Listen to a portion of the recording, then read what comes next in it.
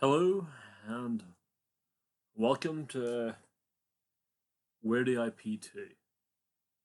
Now it's been a while since I did the last one of these, and a lot has changed. So let's start off the updates. So since episode one of Where the IP, I have openly came out as trans to everyone I know, which big step forward from like a few people to everyone in my life, and it's been nice. It's mostly positive, and it's felt nice, and it's been great. It's made me feel more open and more me. But I decided recently to try and transition. So I looked at all the research, hormones, and trying to get an estrogen to try and become more feminine and stop growing facial hair as much, grow some breasts, more like feminine hips. Basically it's stops some more hair growth. It's a lot of different things basically which help my body become more feminine. So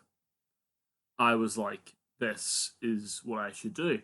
And I was really excited to do this. And I messaged about this to the NHS.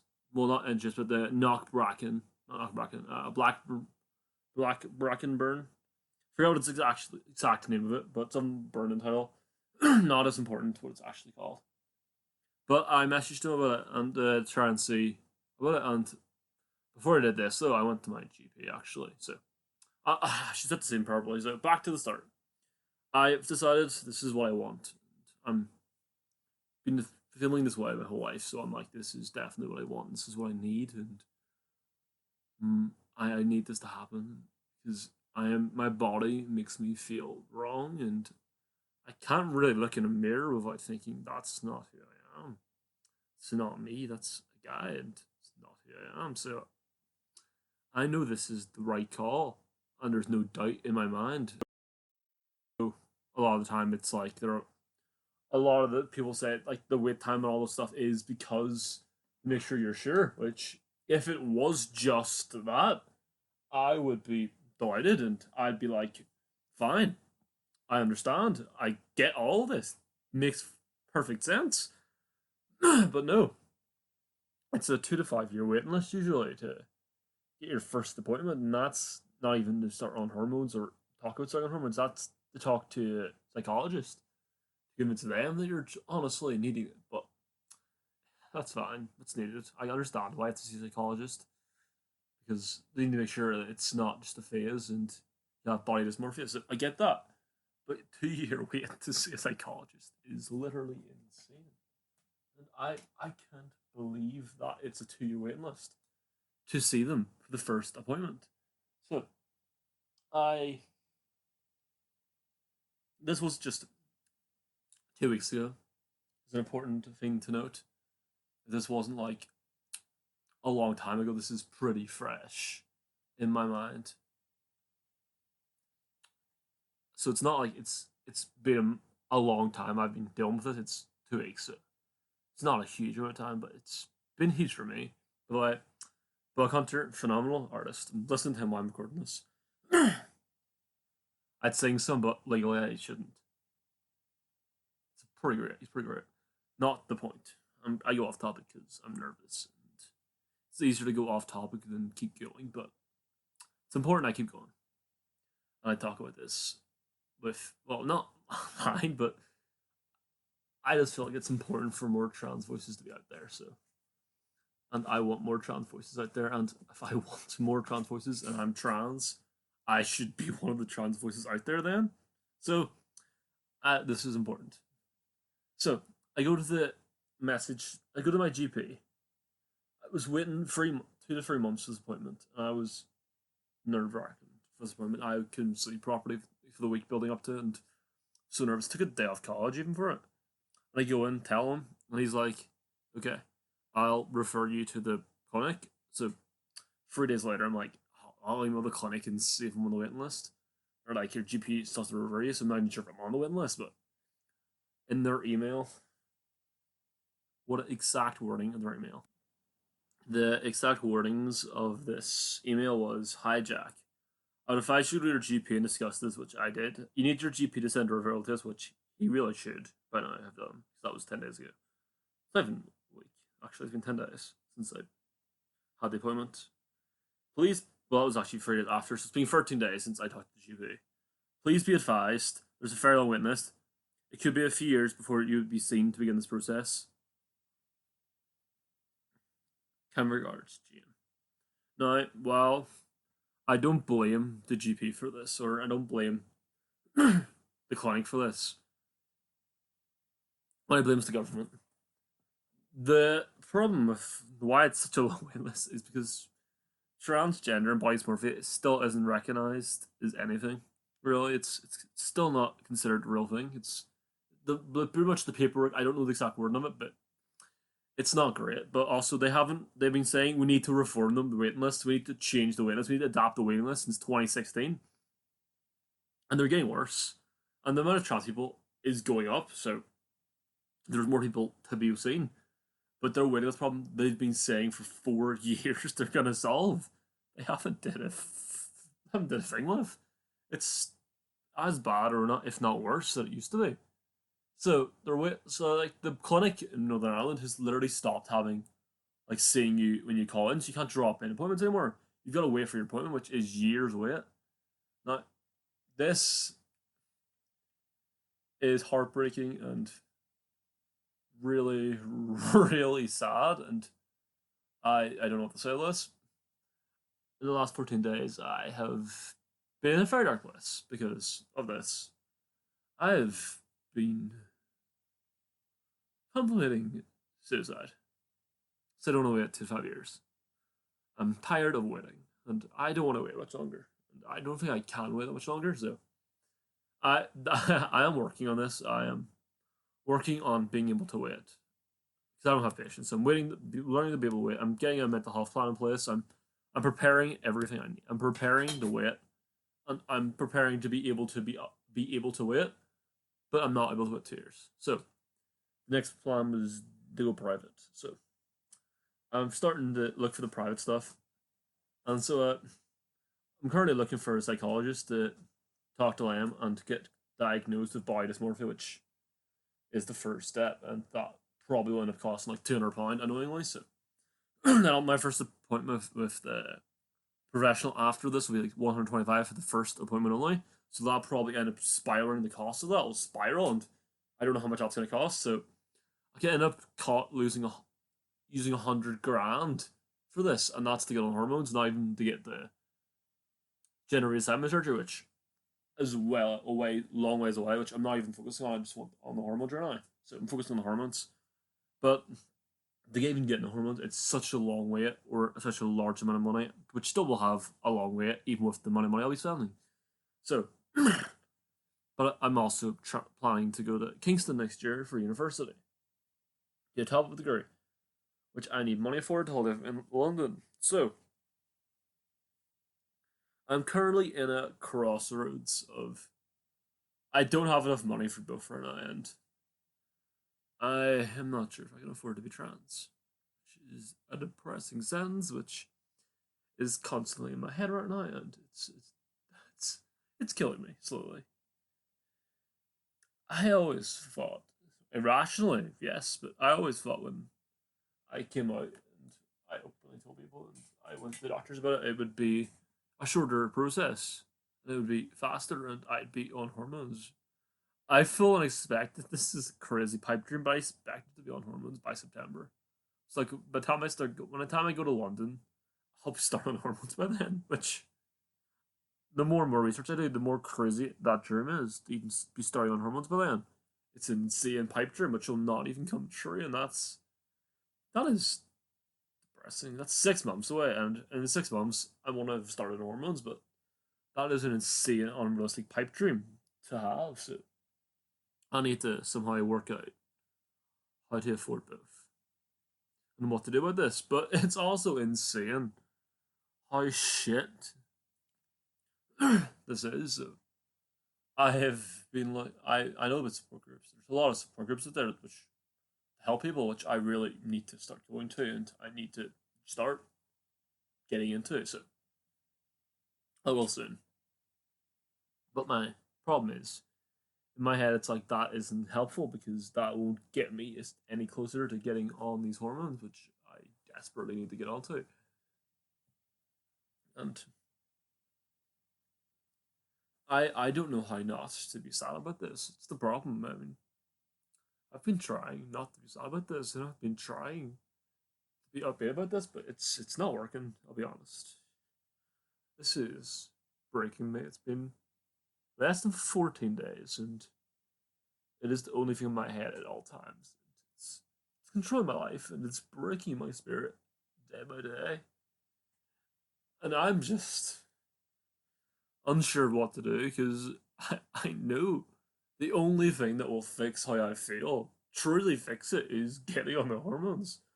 But I don't know how to temporarily fix it. I'm writing a mental health plan as this week. I should I should go to counselling and support groups, obviously, and try and adapt to this, but I don't know what they can say which will make the waiting any easier or any more bearable. Because I basically have to decide between a grand, which I can't afford, or waiting 2 to 5 years, which I can't do. So I'm in this crossroad now, which I'm trying to figure out.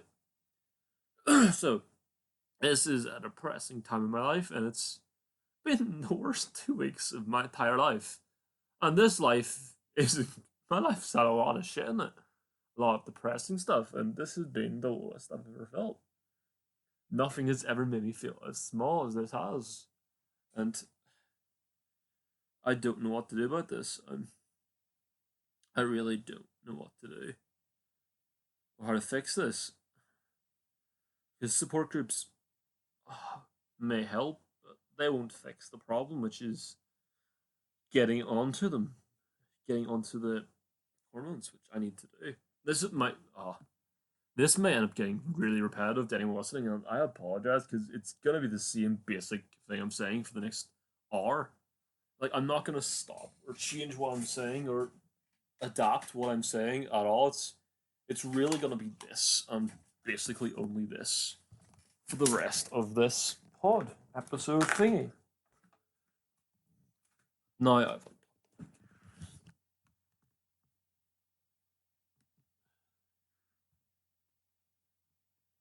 I also apologize for any blips or booms or any adjustments in audio because I'm recording this on my bed, not even on a table. Sorry, I'm using a professional. I mean, like a really good mic to record this, and I'm doing it on my bed with no soundproofing or no anything useful. So it might not sound like the greatest thing ever, but oh well. I mean, this one's not professional. It's going on a YouTube channel, which I don't think many people have seen, and I don't really talk about that much. But you know, uh, so this has been a depressing 12 minutes of content. So let's get a little upbeat. Let's try and make this a bit more positive. Now, less than a year ago, I was not openly trans people. I was living a secret, and for a while, I was. I'll explain my trans life. Let's do this. Let's look at JBS through the lens of gender identity. Now, when I was till I was like 6, I didn't really get gender or realize gender was the differences between genders, which because I was a child, so not that obvious. But I started realizing I was like in primary school, and I was like, why do the girls' uniforms get skirts and mine doesn't? Which was like, that's weird. And I was quite jealous of that fact, and honestly, same with secondary school. But I didn't say anything in primary school because I was like, this is probably how everyone feels. Everyone's probably like, oh, it's like this. So I was like, oh no, I won't tell anyone. I got into secondary school and I started getting called gay every day. It's been called Greaseball, Grease Lightning, which honestly, I like Grease Lightning. That was pretty original. Shout out to that kid. But I was getting bullied, and I was like, I am not giving them ammo. I'm not adding to this daily torment because I was terrified to go to school for 4 or 5 years, and it was the worst thing in the world. And I was spending weekends in tears in my bed and just not wanting to go anywhere and not go to education because I was like, I don't want bullied, so I didn't feel it there. And I did tell about my problems to were like, oh, man up or gay and insults. So I was like, I'm not revealing this. And so then I was slowly revealing this to a few people, occasionally saying something feminine or occasionally wearing makeup or secretly and shamefully doing this stuff, not realizing others felt this way and not thinking that it's right for me to feel this way or it's fine because in most of media, whenever you see any guy being feminine at all, it's treated as an insult or it's a joke. And any trans media that I had seen before now recently was just awful. Like take Jim Carrey's Ace Ventura, Pet Detective. The big bad was trans, and they played that like it was terrible. And we're gonna she's a dick. She's awful. So I was like, oh, this is how everyone thinks about trans people. No, thank you. I also want to say now, this has not been more positive. It has not got more upbeat since I said it would. But that's fine. No one says everything has to be upbeat and positive in life to be feel good. Although then it came to then I left secondary school and I went to Belfast Met. Not shouting them out or stating they've really helped me, but one person at school did help me a lot more than the rest. So shout out to them. I'll do shout outs soon, but not yet. I'll do proper shout outs later in this. But so I came out as gender fluid in when I was in first year in that course last year. And I was like, oh, my pronouns are like they and she and he, and it changes and all. And I was saying that because that felt easier than admitting the truth. I knew I was trans. I knew I was female. I just thought if I said gender fluid, that would be easier to explain and easier for everyone else and just all around easier. So I was like, if I say this, then it's easier. This is the right call. Whatever this, I can be called female. I can get she. I can get her. Just in a way that feels easier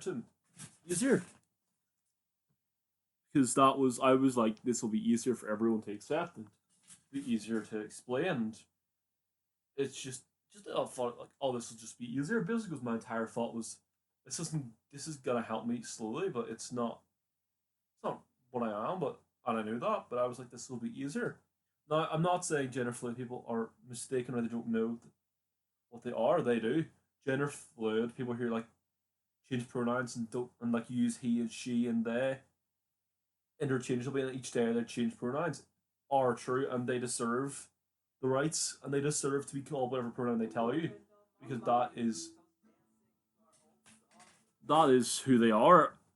And what you've just heard over the for a second there was what I'm listening to, which is Bug Hunter, who I have fallen in love with, found it by accident. Great artist, honestly love him to bits. But what they tell you their pronoun is what their pronoun is, and if they tell you one day it's he, another day it's she, then you know what? One day it's he, and another day it's she. That is fine. That is who they are, and that is good that they know who they are, and it's a real thing. And I'm not trying, or I'm not going to say, and I'm not endorsing. It's not a real thing, but I was feeling that would be easier to go for, but I every day was saying she just to my pronoun because that was what it is. And then I officially admitted it wasn't I'm gender fluid, it's I'm trans, I'm female. And I told everyone slowly, not all at once, but slowly was telling people who I care about this is the truth. And that was great and helpful, and it's nice that I've gotten to that stage. And then I've decided then after that I got to this where I was like I am trans. I want on hormones. I want my body to look the way I see it, and to be what I am, which Honestly, I don't feel it's a huge request. I feel like it's course correction.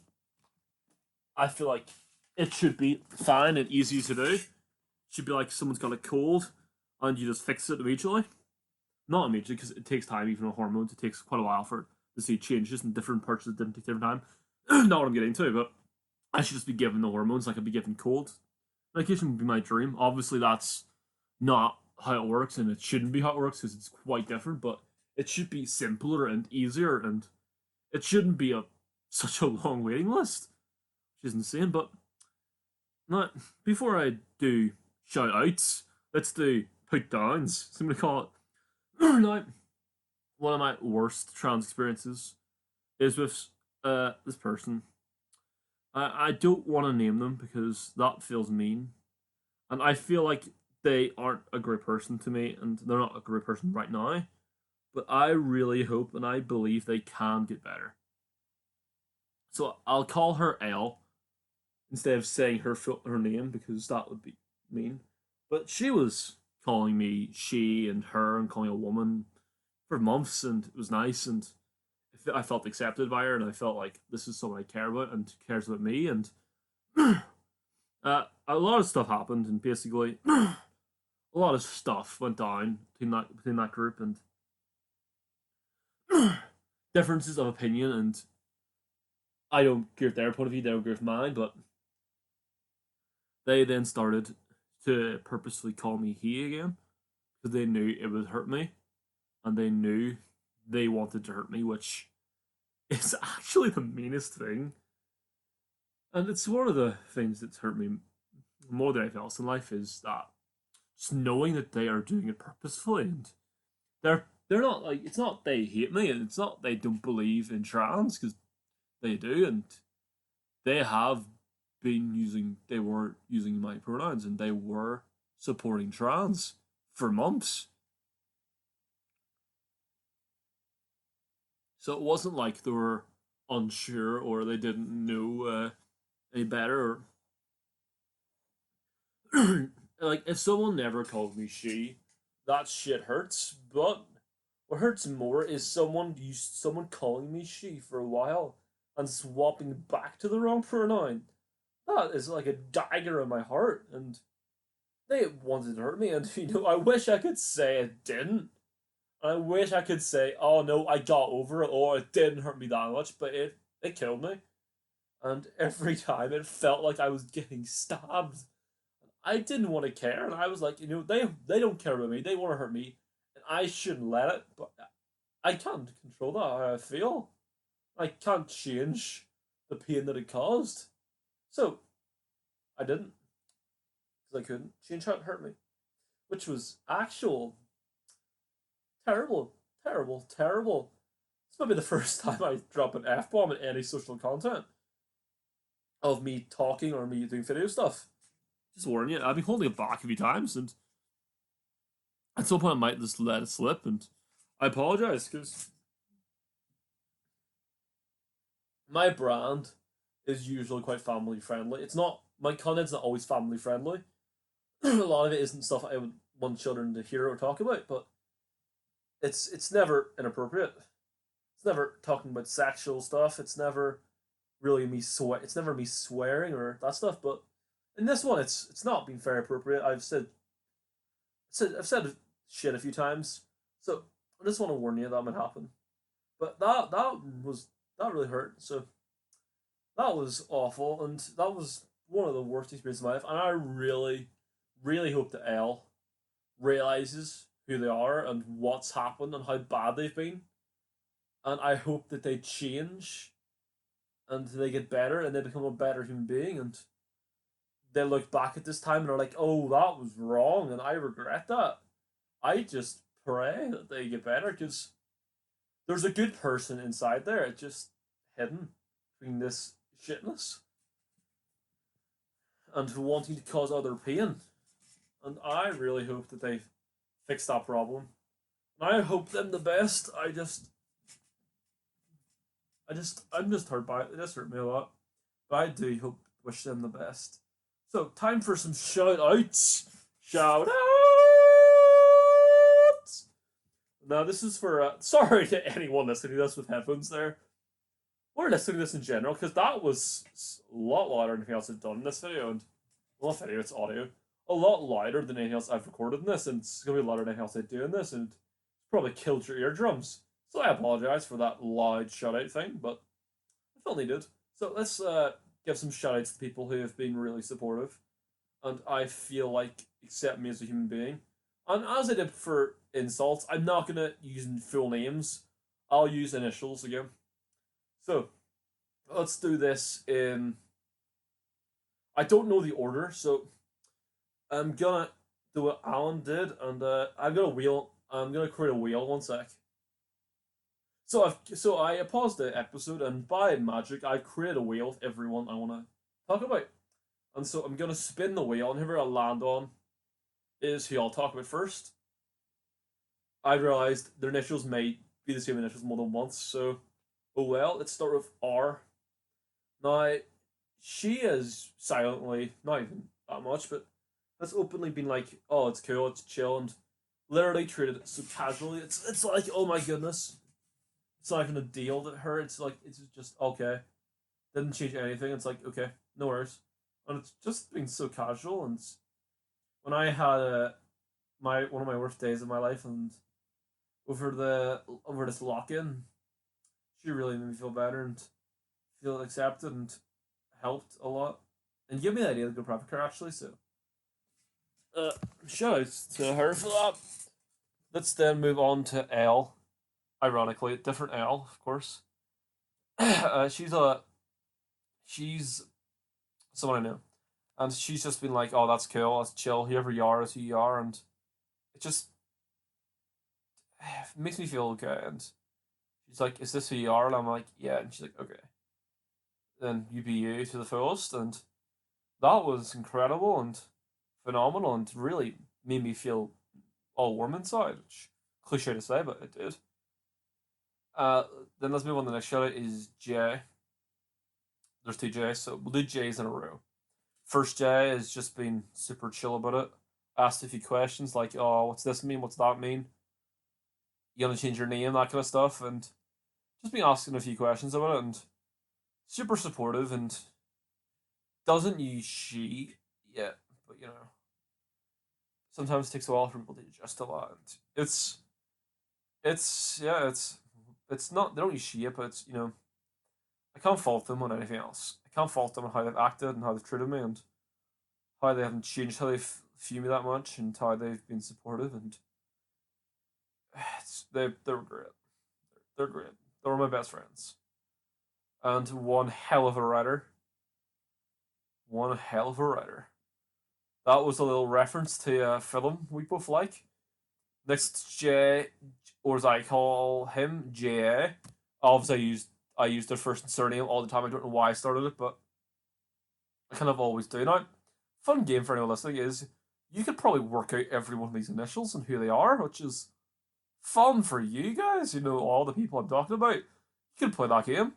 So J, probably the easiest one to work out actually because I give two initials for. But so J has been like, oh that's cool, that's dope. I'm gonna buy you a dress, and it's been like, oh that's cool, and they've just been super chill and supportive and been like, I love you, you're my friend, damn those standards, and it's just been like making me feel nice and feel just the same, and it's been great. So shout out to JA. Again, it doesn't use she, but nothing else can fault them, and I love them with all my heart, and they again are my best friends. But this one is a very talented actor, and I love him dearly. Let's now move on to the T's. I'm using double initials because they're double initials. To use the TT, so T1 and T2. Sorry, I'm a reference. T1 has just been chill and supportive and been like asking all the questions. Like, oh, so you gonna cut your dick off? Gotta change your name. It's just just all the questions that sometimes people are like, oh, you shouldn't ask these questions, but with me, I'm like, I don't mind. If you want to know, you want to know, and I'm like, I'll answer them. But no matter what answer I give, it didn't change how he followed me, which is incredible. He again isn't using my proper pronoun. That's gonna stop saying that for everyone who isn't because a lot of people aren't, but that's okay. It's okay. Well, some people aren't using she yet. It's fine. It's slightly annoying, but it's not something that kills me.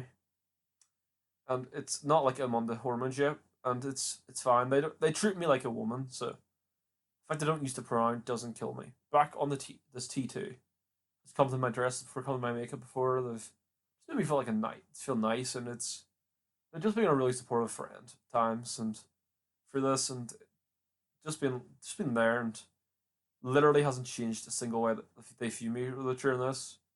Occasionally they slap my ass beforehand. They still slap my ass sometimes.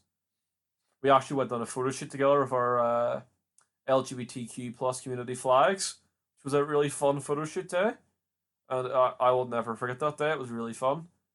Uh, Ironic, and then we'll move on to the next one on my wheel. P. Now this one, PP, little P, little P boo. That's made too obvious now. Everyone's gonna know who P is now, but P is one of my has been my closest friend for my whole life, and when I told them, they were like, "No shit, I've known this for a while, Jack. It's not subtle. You're not telling me new information. It doesn't change anything about how I feel about you. It doesn't change our friendship. It doesn't change anything." And every time I talk to them, they just give me advice, and sometimes it's bluntly true, and it's what I need to hear, and sometimes it's really, really kind and supportive advice. They give me the advice that I need to hear a lot of the time, and it's been great, and I love them with all my heart, and oh, they're great. They're great. Let's move on to the next shout out.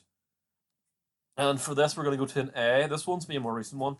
They're someone in my tech. They're a cheater.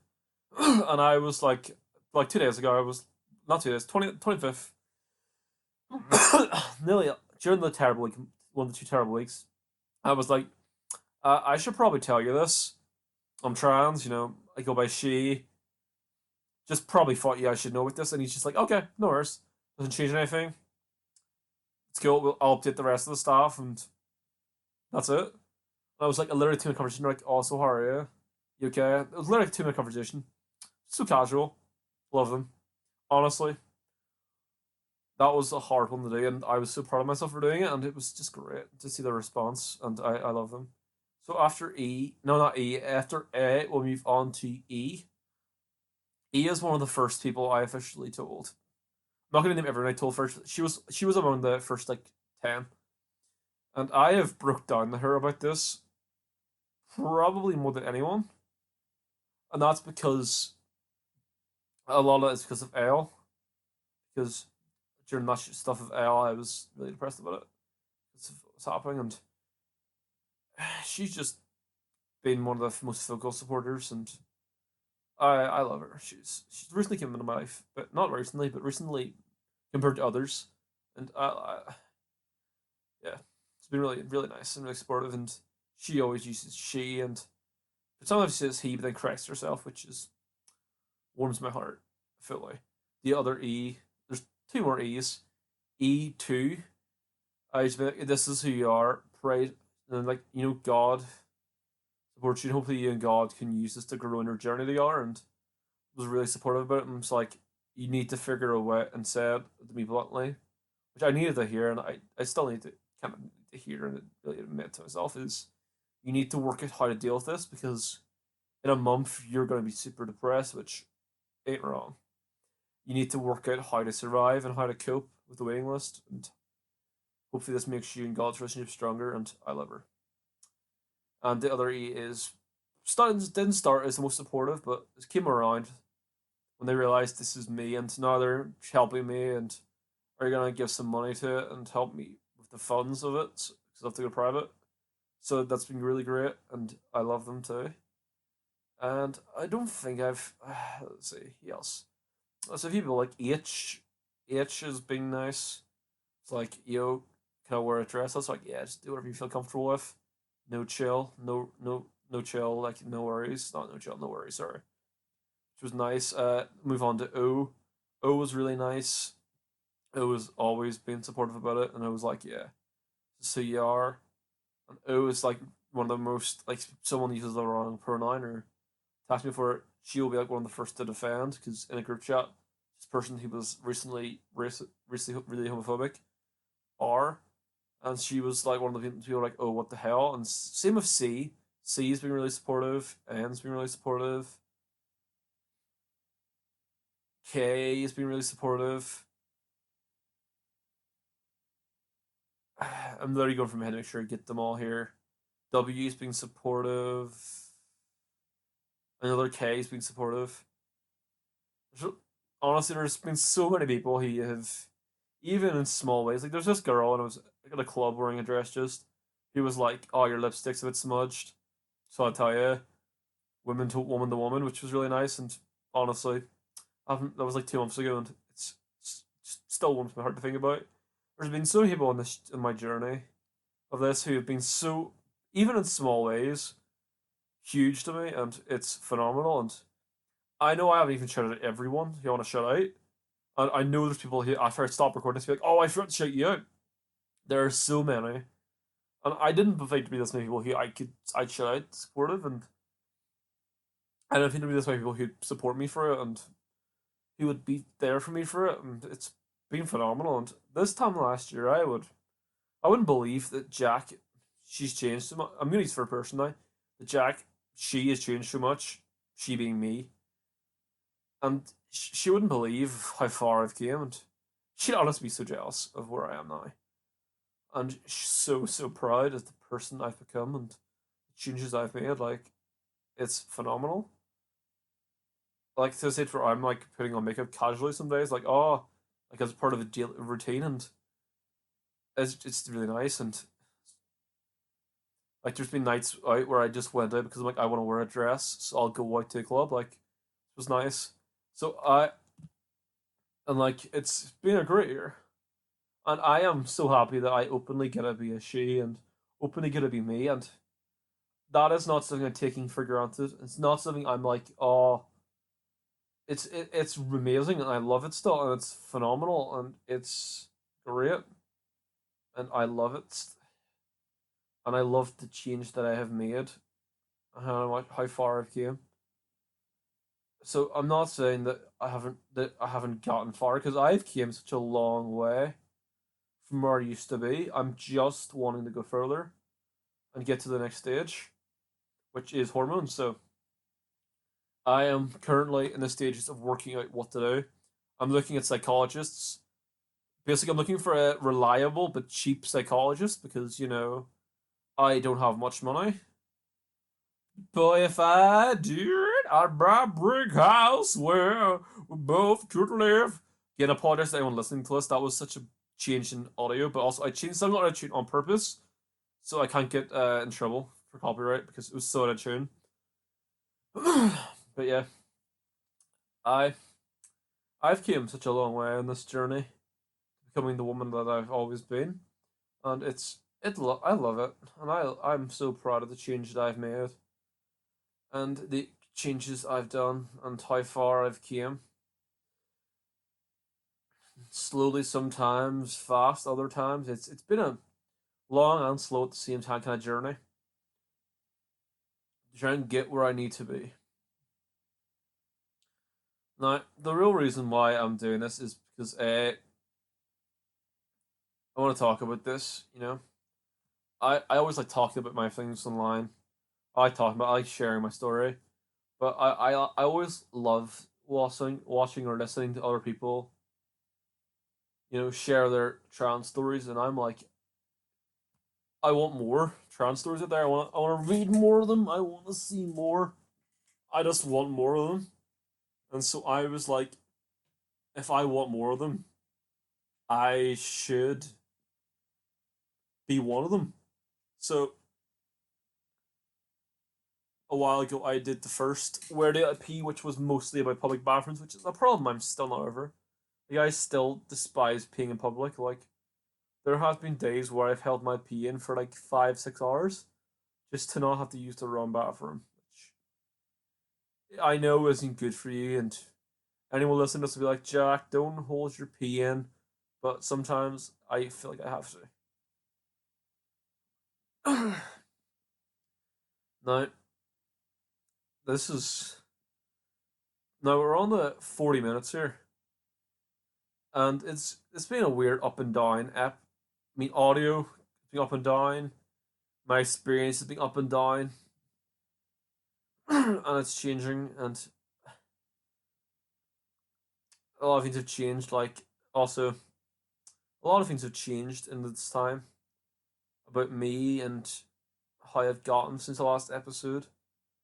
The last one I had barely told anyone I was trans, and very few people knew about it. And now everyone important to me, and a lot of people aren't even not important to me. People I don't even know really know about it. And like a day ago, one of my proudest trans experiences was someone's like, I was wearing makeup, and someone's like, "Oh, what's up your face?" I was like, "Oh yeah, I'm wearing makeup. I'm trans," and like just so casually like said like it wasn't a big deal, which I to me it isn't.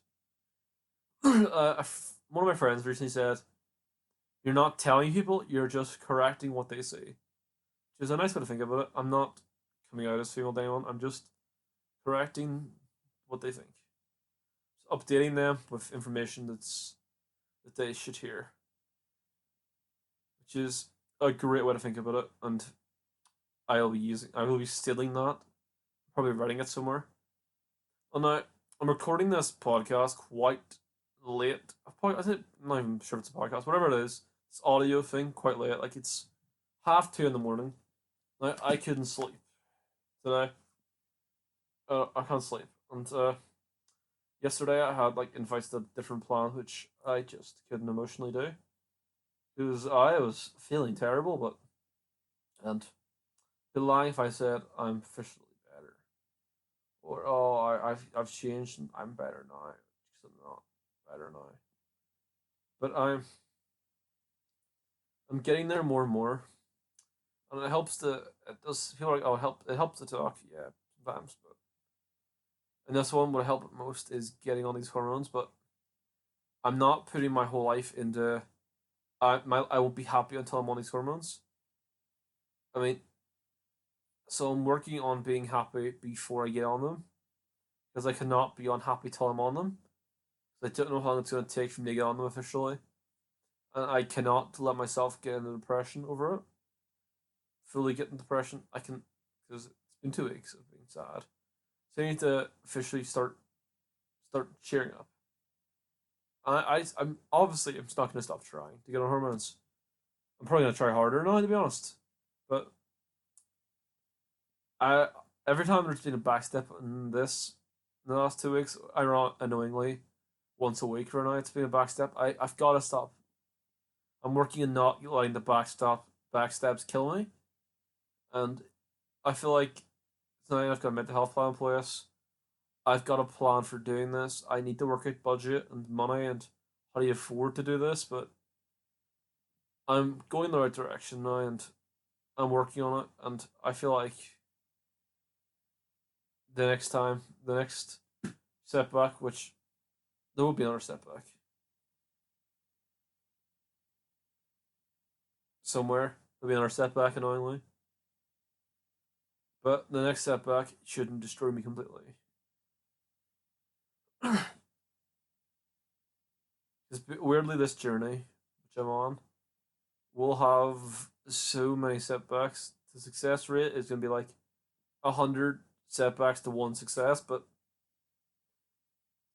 two steps backwards and one step forward is still a step forward.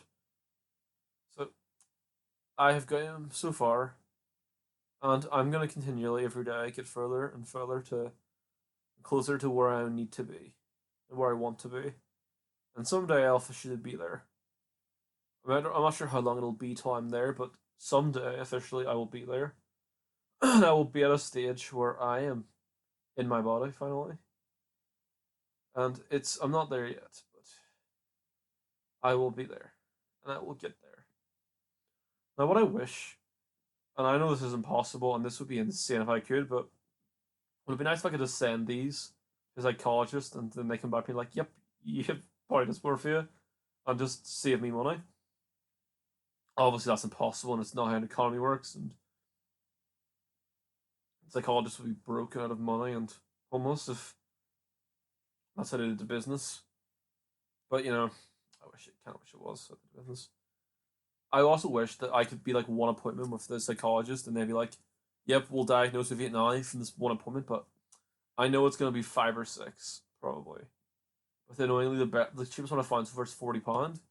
So the cheapest I think 3 sessions is I think would be the minimum. I could probably get diagnosed with it in. So I think the minimum I could spend in getting this diagnosis officially given to me is 120. So I found one who I think could be alright. It's so I'm looking more into him to check him out to make sure not good. It's not gonna it's gonna work out basically. So once I can officially confirm it's fine, I'm gonna book the first appointment and spend the first £40 on this journey to getting on hormones now. The last one of these episodes of these Word AIP saga, which you know what, as a name, I do like. So I'm gonna call this Word AIP 2, as I've said before in the video, because Word AIP is just the easy. I don't know. Word AIP is a title I really like. The last one was 56 minutes long, so this one may just be running the same length. Now, Word AIP, the first one was 3 months ago, and I have came so far in 3 months. It is phenomenal. Like honestly, it's an achievement, and I'm so proud of the fairness, the distance, the I don't know what the word I'm looking for is, but whatever I don't know what I'm looking for here, but how far it came within just 3 months is incredible, and I really hope in the next 3 months I'll not even hope I will by the next time I do one of these I'll have gotten further and closer to my destination, and yeah, next time I do one of these it'll be great and it'll be further now. What I really want to shout out for I'd say the pinnacle moment of me officially coming out as trans, which I'm not sure how many people I've told about this moment, but it's the moment I would if I had to pinpoint the moment where I couldn't hide it anymore and I couldn't hold it in anymore and I couldn't be like, oh no, I can keep this a secret anymore was in a something which was honestly well not what they described, but honestly probably one of the most important things in me entire life. And that was I'm gonna pause this while I figure out what it was called again. Right. It was meant to be like it's a magic film festival. It was meant to be like a film panel where they teach you film skills. You learn about the film industry. It was meant to be like a whole thing, which it wasn't.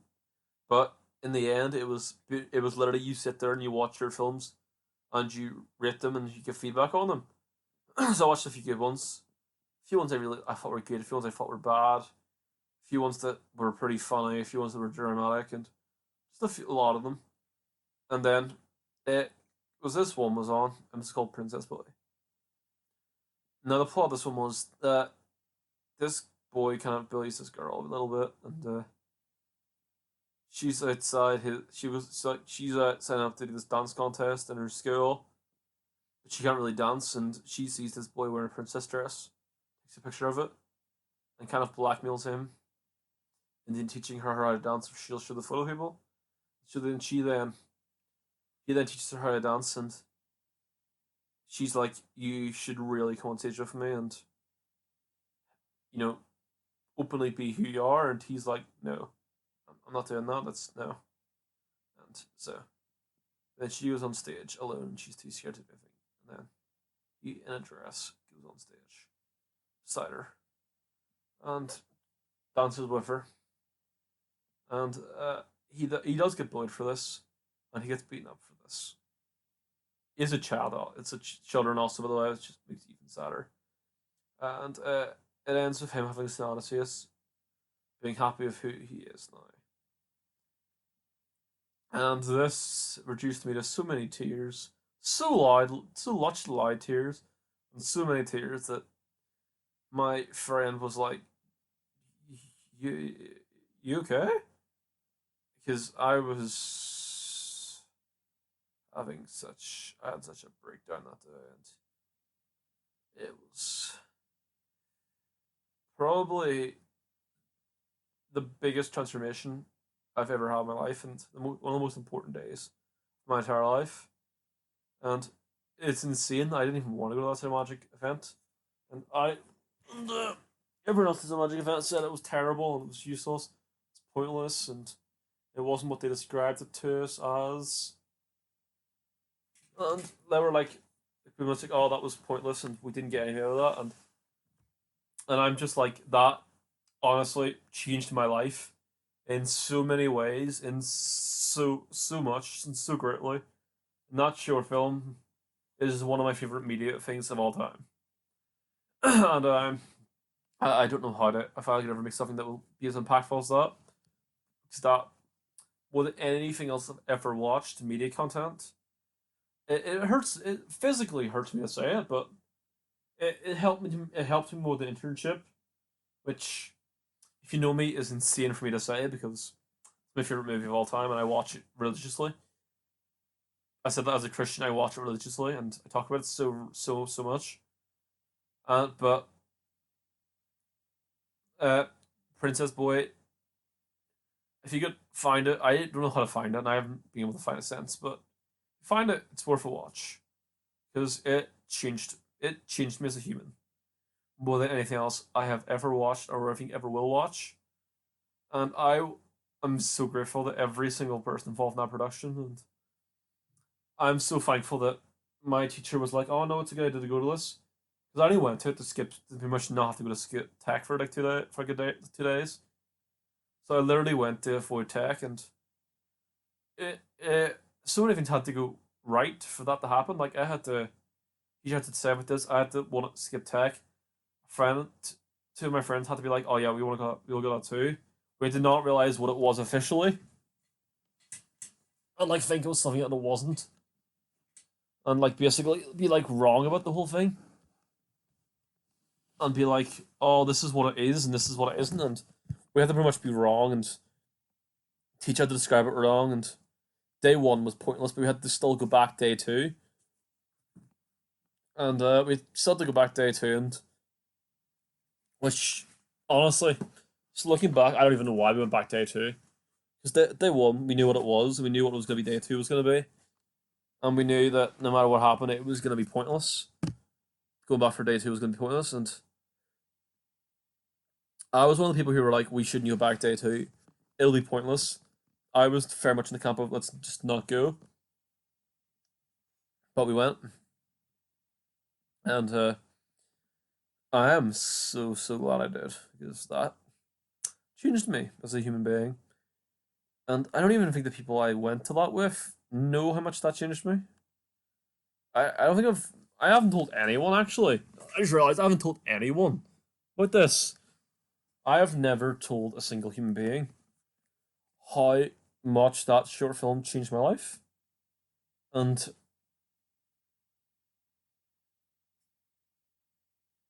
how so like nobody knows how much that changed my life and how deeply grateful I am to everyone involved in that. And I don't know. It's insane I haven't told anyone that story because I never shut up and I tell like 20 story like 10, 15, 20 stories a day. And it's just insane that I have never once told one of the most important stories of my life to anyone, but it is the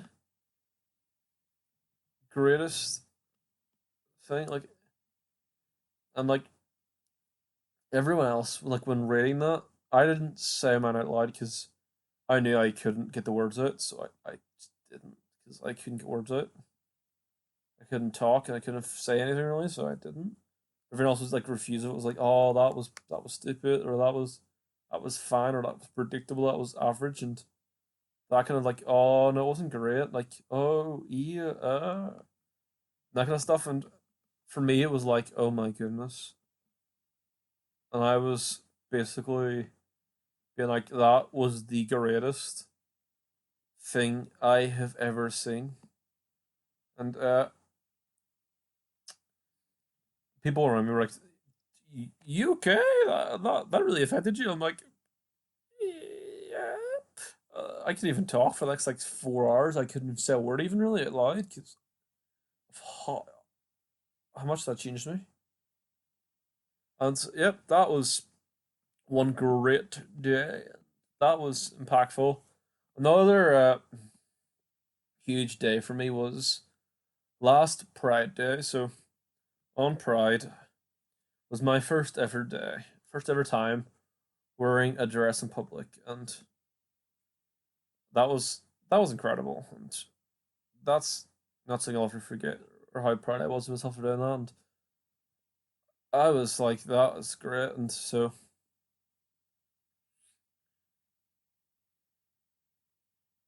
yeah, so that happened, and I walked around in a dress, so scared all day. I was just completely broken and so scared all day long, and just shivering and like, oh. And I was just like, oh, that, oh. So I basically spent the entire day in fear, and obviously I spent the whole day in fear because it was a huge moment. But since then, I have went out many times in dresses in public. I've went, I've went out many times in makeup in public. In fact, last month I near not 100%, but near it was like close to wearing makeup more than I didn't in a month. It was insane. So like I have changed so much in this journey, and some people are like that. Just oh, it doesn't change anything about you, change who you are. Well, they are correct. It doesn't change anything about personality, anything like who I am as a person. All it does is make me more me. And if someone's against me coming out as trans or me being trans, they're just basically saying I'm against you as a human being because they're like, oh, I like you, but it's just gonna try to do it right now. But that thing is, I don't get is someone's like that. Like I like you, but I don't agree with this. Or no, you clearly don't like the person then because that usually is so deeply part of who they are. Like imagine going up to Jason Steele like, I don't like you because you're a man.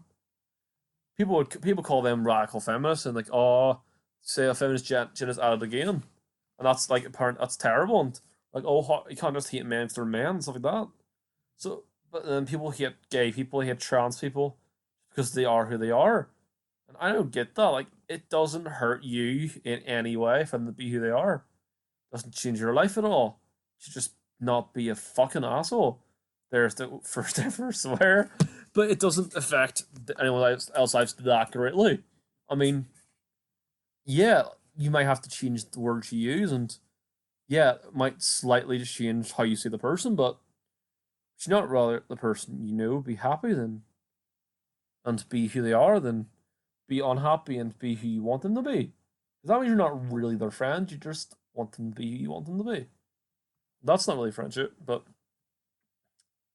yeah, I don't get hate groups. To be honest, I don't understand it. Like most right, I try to understand so much stuff in life, and I try when someone disagrees with me, I try and see why they disagree with me. Take BVS, Batman for Superman, for example. I love that movie. I think it's phenomenal. I think it's a really great story, like of humans and gods living amongst each other and seeing how why Batman is against Superman, seeing Superman, why he's just trying to be who he is and how he adapts to people hating him, and seeing how Lex never changed everything and how like one great moment was when Lex just tried to kidnap Superman's mother and Lois Lane and maybe the Batman against him and did all this, turned his life into hell. And when Doomsday tries to hit Lex Luthor, Superman jumps up and saves him, which I think is worth the whole movie alone. That one moment where Superman is willing to save the person who is to put his life through hell because that's just who he is as a human. And then Batman, you see how much this has broken him and why he's been broken. You see a Batman on the edge, and it's really great to see Batman change as a human being and realize people different than him aren't worse. That's right, guys. I'm turning it into that. Superman was an illegal alien. Batman hated him because he was different, and guess what? Batman learns to accept people who are different on him. So right, BVS is an LGBTQ plus slash slash colored lives matter slash anything any anti any hate group. It's basically pro everything, BVS.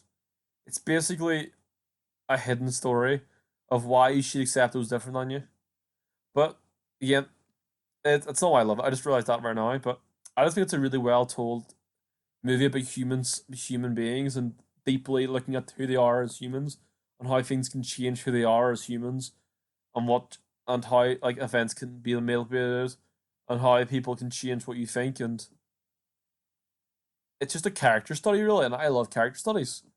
I just think it's really well told, and I think the normal version in cinemas has a few plot holes, but the extended version, all those plot holes are completely fixed. But people hate it because Superman save stops fighting Batman because of the word Martha. Lex Luthor is quite cartoonish at times, which I'm not going to debate, but he's cartoonish at times. Superman barely talks. Batman kills in it. Stuff like that, I get the problems with people have that. I understand it. I get why people don't like public healthcare. I get why people think it should all be private healthcare. I get why systems happen like that.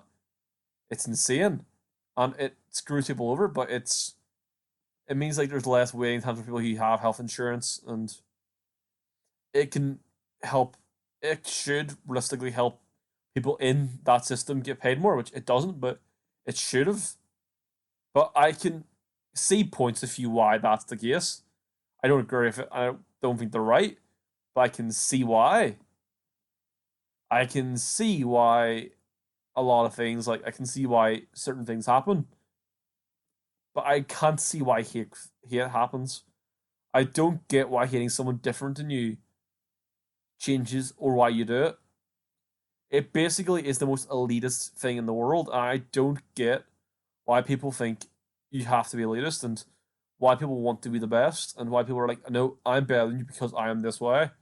And I don't get it. I don't get why people hate women, why people hate people with different skin color on them, different ethnicity than them, from different parts of the country than them, different sexuality, they're like whether different trans, different disabilities, different pretty much people who are different than exactly who you are. I don't get the hatred of this because I find it completely insane to think like seriously think about it. You hate someone because it's something that's not in their control. Like they don't choose to be who they are. That is who they are. Full stop. Explanation point.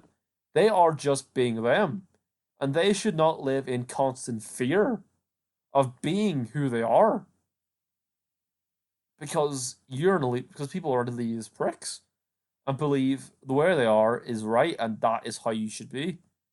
Because it's not stuff people can change. It's not like, oh, people who wear baseball caps, they're the worst. I hate people with baseball caps because that's something people can change. That's right. There's an opinion. There's a thing I like about opinions, which was a statement which was your opinion is valid and fine as long as it doesn't destroy and take away from someone else's existence. So basically, your opinion is I'm gonna say that again. Your opinion is valid as long as it doesn't destroy someone else's life and destroy who they are as a human. So as long as I will respect any opinion as long as it doesn't attack someone else for being alive. Like if your opinion is someone is wrong for just being alive or taking away their human rights, your opinion's not take away their human rights, or literally take away their human rights, or get them to say whether they're afraid to be they can die or they're afraid to be alive. Your opinion is wrong. Your opinion is not valid. Your opinion is destroying someone else's life. Your opinion is not right. Your opinion is 100% wrong. And this has been like the most. And also, let's move on to this is now turning into me complaining, but I don't like this thing. People are like, oh, people are snowflakes nowadays. People get offended easily. No, people are just finally willing to admit they don't want attacked. They don't. A gay person doesn't want to go in a film and see just gay stereotypes and people mocking them for being them. Like people are not getting more sensitive. People are finally saying, "Don't fucking insult who I am as a person." It's not funny. It's not funny to say, "Oh, look, that person's black," and make a joke about that. It's not funny.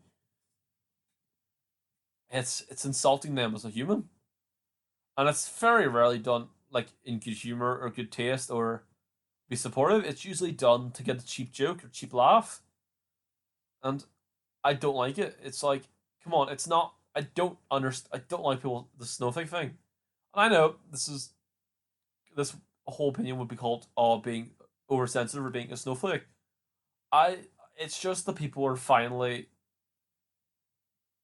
standing up for themselves and finally admitting I am not wrong for being me, and I am not gonna accept you insulting who I am as a person. Like, oh, it's just a joke. Yeah, well, jokes can hurt people, and jokes can deeply affect people. Like, jokes are the reason why I hid who I was as a human being. Like, you can make jokes that don't hurt people. Like, a good example of a joke that didn't hurt anyone or insult anyone was Bo Burnham did an entire comedy song about Pringle cans, like how people's hands can fit inside Pringle cans, and it is hilarious. Or this guy called this. There's this purple puppet called Randy Feltface, who's friends of Sammy, and Randy has a entire 22-minute thing called buying a bookshelf, and it is the funniest thing I like one of the funniest things I've ever like watched in my life. It doesn't insult anyone. It doesn't like put anyone down. It doesn't like insult any groups for being them. It's just funny without having to insult people, and that's the thing. It's harder to be comedic, yes, without insulting people, but you shouldn't. It shouldn't be like we use terrible jokes that insult people because it's easier. Like no. Also, what people don't talk about is anyone who's like, "Oh, you're easily offended. You're a snowflake." Them themselves are so easily offended by people saying, "No, that is not right. That is wrong." They themselves are usually snowflakes. They would, because their opinion is, "Oh no, you're taking away my freedom of speech. You're being a snowflake. You can't accept a joke." They can't accept feedback on why they're being wrong, why they're wrong. Like if they're gonna call people who say I don't want offensiveness in comedy or in life snowflakes, they then themselves are technically being snowflakes by their own rules. Now I know this is turned from me talking about my personal life to talking about society as a whole, but that's fine. This is my show. This is just me talking at this point. But let's now go back to the issue. Where the IP now? And within the last 3 months, I have not worked this out at all. I still use male bathrooms, and I don't want to, but I don't know what to do with this. I can't use a female bathroom because legally speaking, I am a man, and I don't want to make other women uncomfortable because I am using the bathroom. So I'm still using the wrong gendered bathroom. So I don't know how that's gonna get fixed for a while. I'll figure that one out later. It's not my top priority. It's not like priority one. Bathrooms. Bathrooms a low priority. It's a low thing. It's occasionally comes to my mind. It's sad. Occasionally it does bum me out, and I'm like, I'll just not pee here because I don't want to pee in the don't want bathroom sign to make me sad. But it's not a huge worry. Like if that was my biggest worry about this, if I could be on the hormones, I could get the surgery, and I could get all that easily, and I just had to use the wrong bathroom, sign. I would sign a dotted line right there and then. But I call the first one word AP. I'm calling this one word AP2. So I need to. I feel like speaking. So you get the content that I've promised. I need to talk about bathrooms. So there's my little talk about bathrooms now. Let's go on the next topics. So I'm trying to get more of a. I'm trying to now. We're basically trying to save money now. So I'm thinking like trying to get a job, but I'm in college like 3 days a week, so I don't couldn't get a part time job. But then my time I'm not in college, I'm either working in college work, or working on script work. So I don't have much free time to actually then get a job. So my current plan is in 3 months I'm done with college. So then for 3 months, get a job, start getting trying to get a job in the last month of college, and then for when I've stopped college, for those 3 months, work full time and raise money. Then is my current idea that I'm thinking about. So basically, I need to work out the money situation in my life.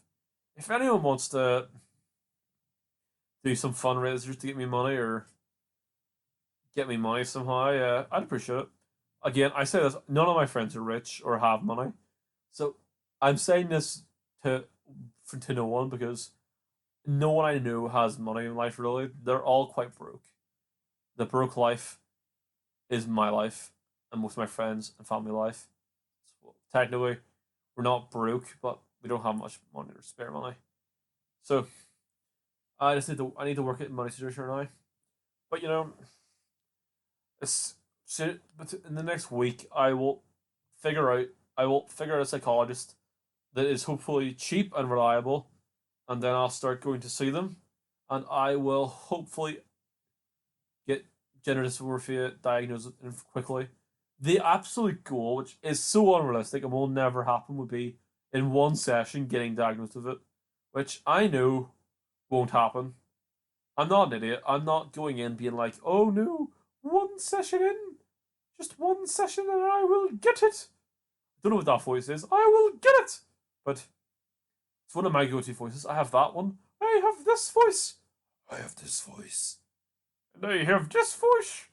And I have this voice. I have like very few voices. But it's one of my voices. Now, she's something I can do after I finish this thought. So yeah, I need to. I know it's gonna take like between 3 to 6. 6, I think. After 6, I'll be like, oh no, that'll be like £240 if they can go for the cheapest one, which I'm hoping they go to. So I need to try and work out the average and figure out how I could get it done faster. Because it's not like going to him to find out if I am or not. I know I am. I'm going there, ironically, to convince them that I am. And I don't even care if I get diagnosed with this. I wouldn't have cared until I realized that I need to be diagnosed with this to get on hormones. So my goal is this month to not get diagnosed, because that's quite an ambitious goal within a month. But by the end of the month, to at least have an appointment booked, the first appointment booked to see a psychologist. Now, that's just what I can do, which I really am proud of. I can go really deep to really high really fast. Ready? Oh, oh. I can also hold a note really really long. Ready?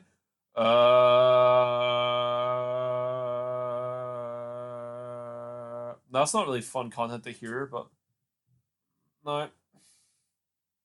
I have been talking for like an hour and 15 minutes nearly. So I've basically updated you what you've missed in the last 3 months. Got some really pretty dresses, which are nice. I'm getting better at makeup slowly. I'll get a photo up probably. I don't know what my photo's gonna be yet. Of like the, because I put it online with a photo basically, as I did with the last one. If you've seen it, you'll know. And so I'm from figuring out what photos. Probably me in a dress and makeup. Say probably it'll definitely be at least either makeup or a dress. It'll be at least one of the two.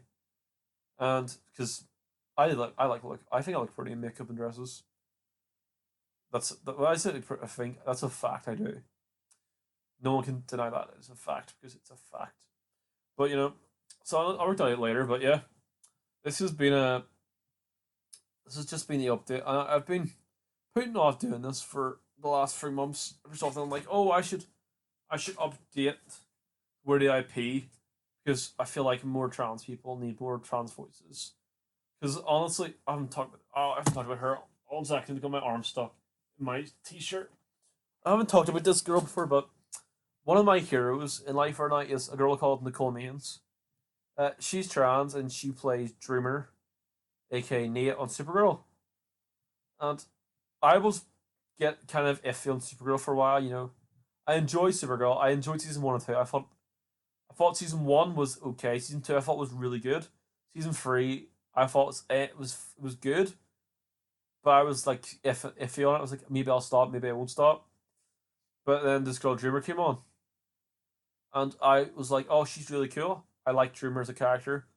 I was like falling in love with Dreamer as a character, and I was like, oh, this is really cool. This is really fun. I love Dreamer. And then I started seeing articles being like, Dreamer is Dreamer is the first ever transgender superhero, and I was like, what? And I was just amazed, and I was so happy. And I was like, oh yeah, this is phenomenal. Another trans voice. And so there's episode of Supergirl, season for episode 19, where she officially comes out as transgender.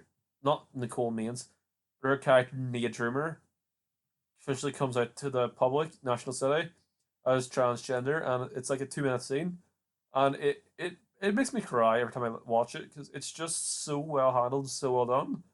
And at the end, she's like, "I'm really proud of who I am," and Supergirl as Cara Danvers is like, "I'm really proud of you. I bet your mom will be really proud of you. Everyone, I'm so thank you for telling your story and all."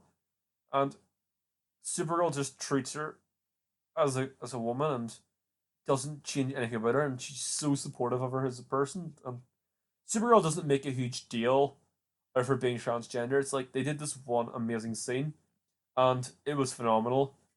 And they're doing an episode soon where she's going up against an going up against a transphobic villain, and honestly, it might be the most excited I've been for a TV show in a while.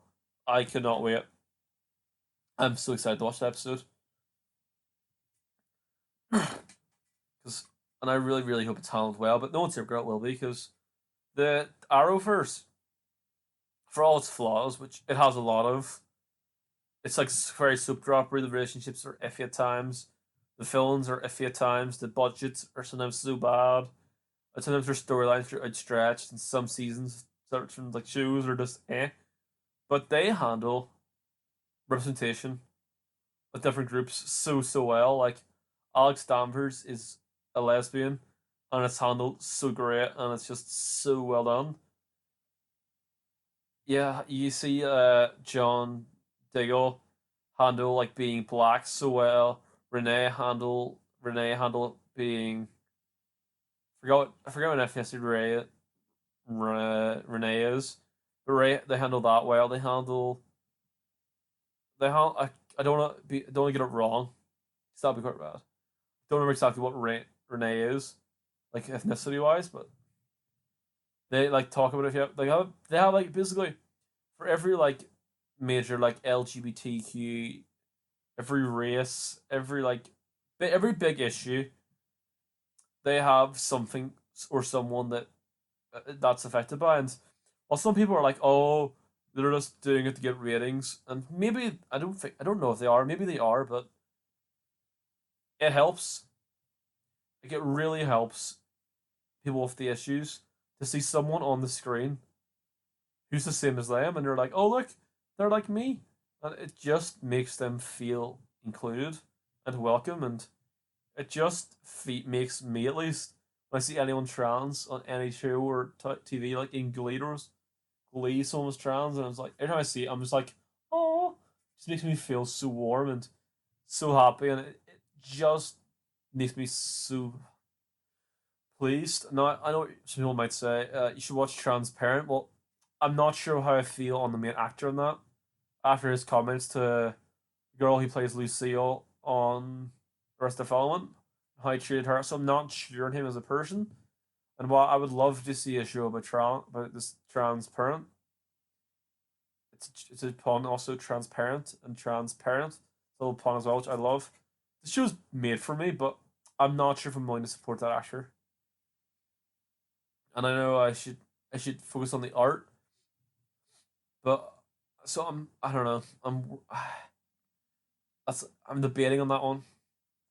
I also don't have Hulu, so I can't even watch it if I tried unless I bought Hulu. So I'm tempted today to watch it. So Transparent is a show I really want to watch, but I'm working out. If I have to, I'm pretty much working out now, looking for stuff and seeing if he's looking at Jeremy and seeing how he is as a person, seeing if I'm going to support him or not. Because it's a whole thing, but that's off topic. But representation is so great when it's done well.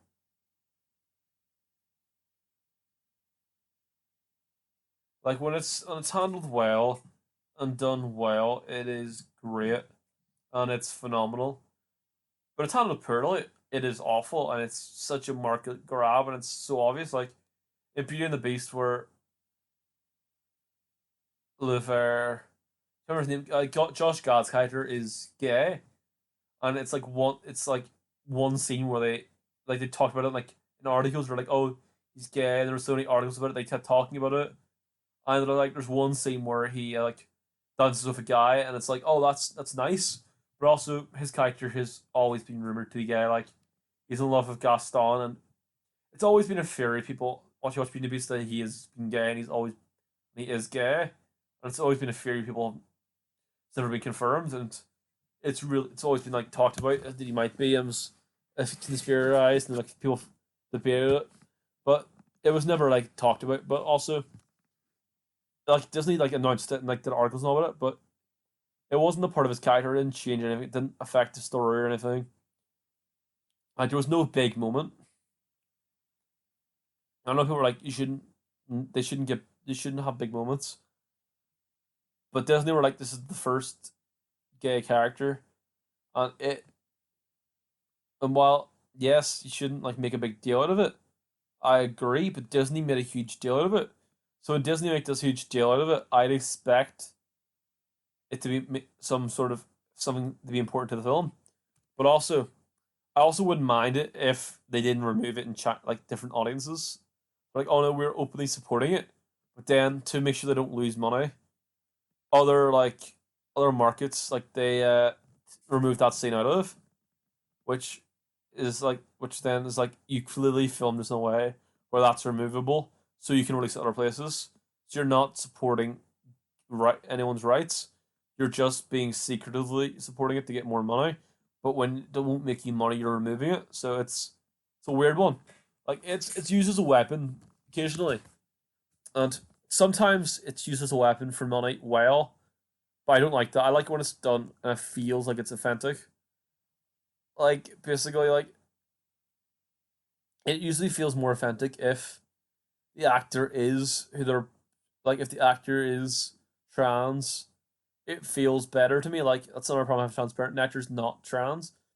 And that's like also why Supergirl that moment really m- means so much to me is she is a trans woman playing a trans woman, and then that scene where she's talking about being trans is phenomenal because it's representation on so many different levels, and it just makes me so happy. And I don't talk about that Supergirl moment a lot, but honestly, I will watch every episode Supergirl ever do, and no matter how bad the show may get. Like if the show might be awful, and I might hate the show, and watching it might be a chore, but I will watch every episode Supergirl do until it ends now, just because of that, just because of that character. Even if they kill her off, I'll still watch. The only way I'll stop watching is if they're transphobic towards the character, but they won't do that. But like, as long as like they're not offensive, Supergirl doesn't get offensive towards a group or become problematic towards someone or like a different like group of people. As long as that doesn't happen, I will watch Supergirl until its final episode. No matter how boring it gets, no matter how bad it gets, just for doing that, I will support them no matter what. As long as they don't be offensive, I will support them so happily and so proudly because that to me is such an important moment to me. And I'm just like, yes, thank you for doing this. And it just feels so great. So I just love representation in film and media and TV, and I just love representation of different groups. And I just love it, to be honest, so much. And if it's big or if it's small, as long as it's done right and done with respect and not so clearly done to make money, I always like it as long as it feels natural and doesn't feel like it's a cash grab to get more people in. I will enjoy it every time, and it's like for me, it's like ice cream. I will eat it every time they offer me it, really, and I love it. And basically, also, anytime I see Nicole Maines now, I will watch this for her now. She's like one of my favorite actresses now. And yes, I know I probably should make her my favorite just because she's trans, but so what? That might be why I know her and why I originally started liking her. But if you watch Supergirl, she has given so many great moments and great performances in that show. They're both comedy and drama. It had such a great impact on that show that honestly, I've never seen her outside of that show. I really want to watch her more stuff. But her performance as Dreamer is phenomenal. Even if she wasn't trans, her performance as Supergirl is phenomenal, and I would enjoy it. But the fact that it is trans is why it's went from enjoyment to and liking to love with all my heart. And with Cool Mains, I want to see her in more stuff. But also, I want to see more trans males and stuff as well. Because I haven't really got to see much trans males and stuff, which is sad. Glee had that storyline going, which I really liked. So I want to see more representation, like from groups who don't get it. Like I want to see more bisexuals get represented. I want to see more non-binary represented. I want to see more different groups represented. Basically, there's a lot of like groups out there who don't get representation. Like I remember hearing like reading a story online which I loved, which was this guy. I can't remember the actor who the actor was, but one of the actors in Rogue One talks with their real accent, and it's like a heavy accent. And this guy's dad was like crying and so happy, being like, he uses my accent. My accent is finally be heard on screen, and that made hit that guy's father so happy, and it's just a small little thing, but seeing yourself represented is just a phenomenal.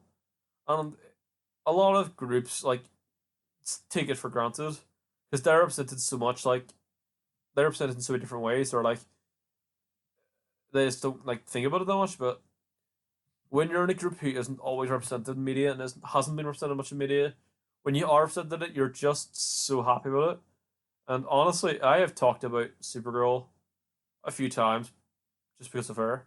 And I have friends who are sick of me talk. I have a few friends who are kind of sick of me talking about Supergirl because I will talk about it just because of her. Honestly, I have before a few times, and it's so well done. But yeah, and this is just turning into me and me uh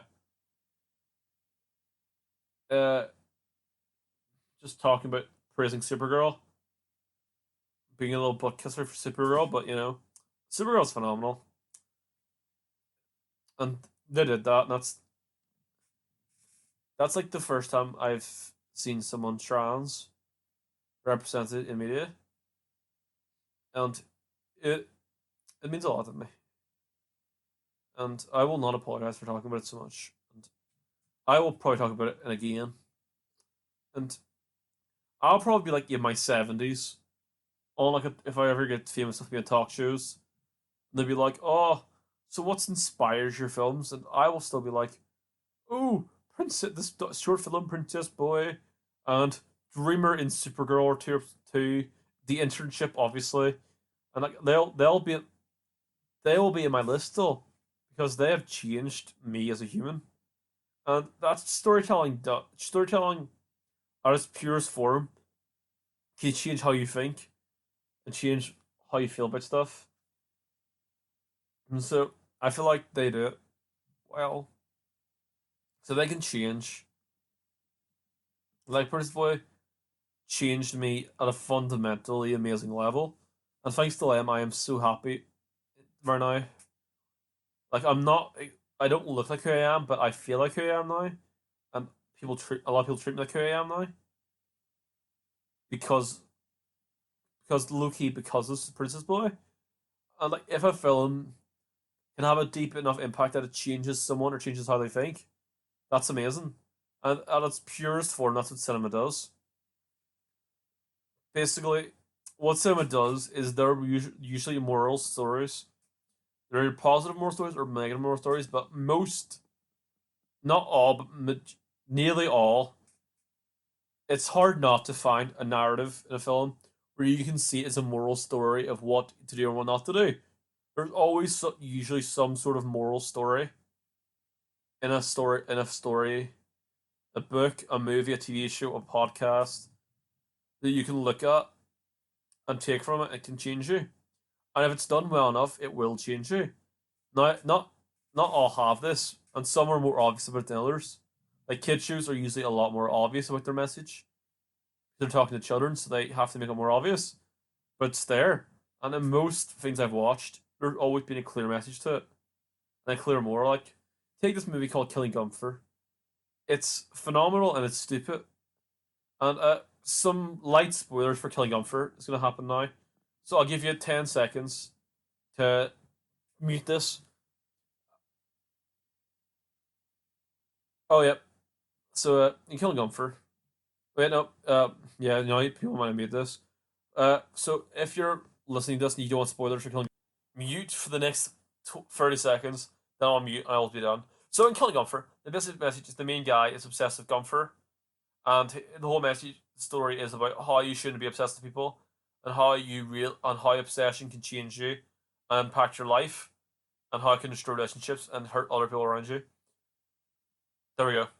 And now everyone should be back with us because I'm done talking about light spoilers for Gunther, for Killing Gunther, and it's a stupid comedy, and at a surface level, it's just a stupid fun comedy, which is really well done.